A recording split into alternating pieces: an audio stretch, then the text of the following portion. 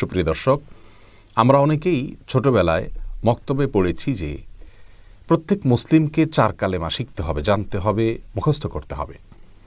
কোনো কোনো জায়গায় শিখেছি আমরা যে 5 কালেমা শিখতে হবে এবং 2 ঈমান আমাদেরকে জানতে হবে।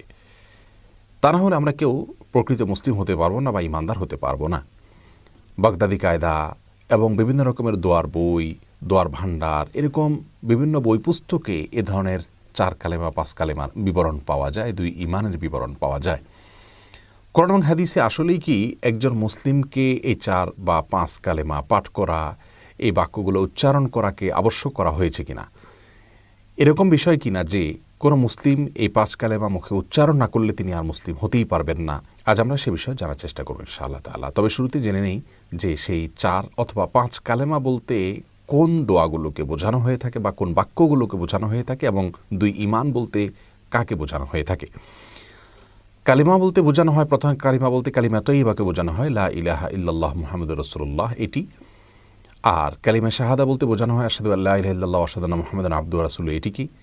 এরপরে কালিমায়ে তাওহীদ বলতে আরেকটি কালিমাকে বোঝানো হয়ে থাকে, যেটির ভাষ্য হলো এরকম, লা ইলাহা ইল্লা আনত ওয়াহদাকা লা সানিয়া লাক মুহাম্মাদুর রাসূলুল্লাহ ইমামুল মুত্তাকিন রাসূলু রাব্বিল আলামিন। আর কালিমায়ে তামজিদ বলতে আরেকটি কালিমার কথা বলা হয়ে থাকে, যার ভাষ্য হলো এরকম, লা ইলাহা ইল্লা আনত নূরান ইয়াহদিল্লাহু লিনূরিহি মান ইয়াশা মুহাম্মাদুর রাসূলুল্লাহ ইমামুল মুরসালিন খাতামুন নবিয়্যিন। তেমনিভাবে আরেকটা কালিমা, কালিমায়ে রদ্দে কুফর বা কুফরকে প্রত্যাখ্যান মূলক কালিমা, কালিমায়ে রদ্দ কুফর হিসাবে যে বাক্যগুলোর কথা বলা হয়ে থাকে সেগুলো মূলত একটি দোয়া। আল্লাহুম্মা ইন্নী আউযু বিকা আন উশরিকা বিকা ওয়া আনা আ'লাম ওয়া আস্তাগফিরুকা লিমা লা আ'লাম, যেটি হাদিসেও বর্ণিত হয়েছে। এই যে কালিমায়ে তয়্যিবা, কালিমায়ে শাহাদাত, কালিমায়ে তাওহীদ, কালিমায়ে তামজিদ, তারপরে কালিমায়ে রদ্দে কুফর, এই যে 5টা কালিমার কথা শুনলাম, সেই সাথে ইমানে মুজমাল, ইমানে মুফাসসাল। ইমানে মুজমাল মানে সংক্ষিপ্ত ইমান, ইমানে মুফাসসাল বলতে বিস্তারিত ইমান। বিস্তারিত ইমান বলতে আমানতু বিল্লাহি ওয়া মালাইকাতিহি ওয়া কুতুবিহি ওয়া রাসূলিহি, ইমানের যে রোকনগুলো আছে সেগুলোর কথা উল্লেখ করে এগুলোকে আমি আনলাম, অর্থাৎ বিস্তারিতভাবে সব রোকনগুলোর কথা উল্লেখ করে তার প্রতি আমরা যে ইমান এনেছি সে কথা স্বীকৃতি দেওয়া। এ হলো 4 বা 5 কালিমা এবং 2 ঈমান, ইমানে মুজমাল অর্থাৎ সংক্ষিপ্ত ঈমান এবং ইমানে মুফাসসাল অর্থাৎ বিস্তারিত ঈমানের রকমগুলোর কথা উল্লেখ করে তারপর তার প্রতি ঈমান আনলাম। এই কথার উল্লেখ রয়েছে যে বাক্যগুলোতে, সেগুলো হলো ইমানে মুফাসসাল বলে পরিচিত। এই বাক্যগুলো উচ্চারণ করা প্রত্যেক মুসলমানের জন্য অবশ্য কর্তব্য কিনা? এই বাক্যগুলো উচ্চারণ করা প্রত্যেক মুসলমানের জন্য অবশ্য কর্তব্য কিনা? এই প্রশ্নের উত্তরে আমরা সরাসরি যে বিষয়টি বলতে পারি তা হলো 5 কালিমাতে এবং 2 ঈমানের মধ্যে যে বাক্যগুলো রয়েছে সেগুলো আসলে অত্যন্ত চমৎকার এবং যথার্থ।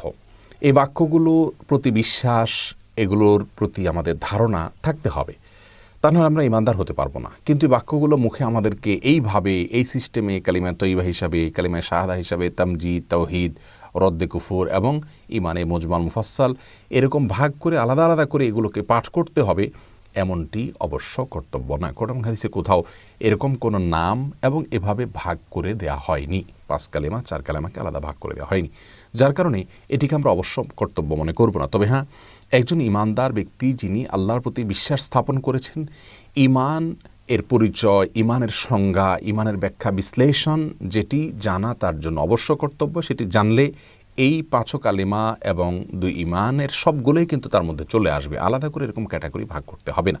অতএব আমরা ঈমান বলতে কি বোঝানো হয়, ঈমান এর ব্যাখ্যা কি, লা ইলাহা ইল্লাল্লাহ এই কালিমাতুত তাওহীদের দাবি কি, এবং কালিমাতুর রিসালা মুহাম্মদুর রাসূলুল্লাহ রাসূল করিম সাল্লাল্লাহু আলাইহি ওয়াসাল্লামকে যেখানে রাসূল হিসেবে স্বীকৃতি দেওয়ার কথা রয়েছে সে বাক্যের দাবি কি, এগুলোর ব্যাখ্যা বিশ্লেষণ যখন আমরা জানবো, ঈমানের রোকন কয়টা সেগুলো যখন জানবো, ঈমান সম্পর্কিত ইলম, আমাদের বেসিক এবং মৌলিক ইলম যদি অর্জন হয়ে যায়, তাহলে এই কালিমা, এই ঈমান সবগুলোই কিন্তু অটোমেটিকলি চলে আসবে।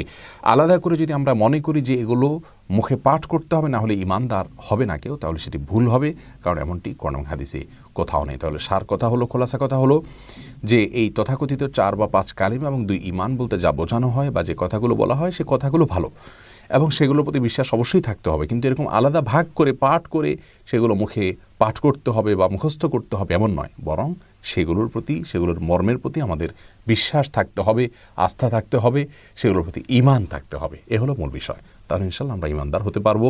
অতএব এই বাক্যগুলো মুখস্থ করার কসরত না করি আমরা ইমানের দাবি কি সেটাকে বোঝার চেষ্টা করব, ইমানের মৌলিক ইলম আমরা অর্জন করার চেষ্টা করব, তবেই আমরা পূর্ণাঙ্গ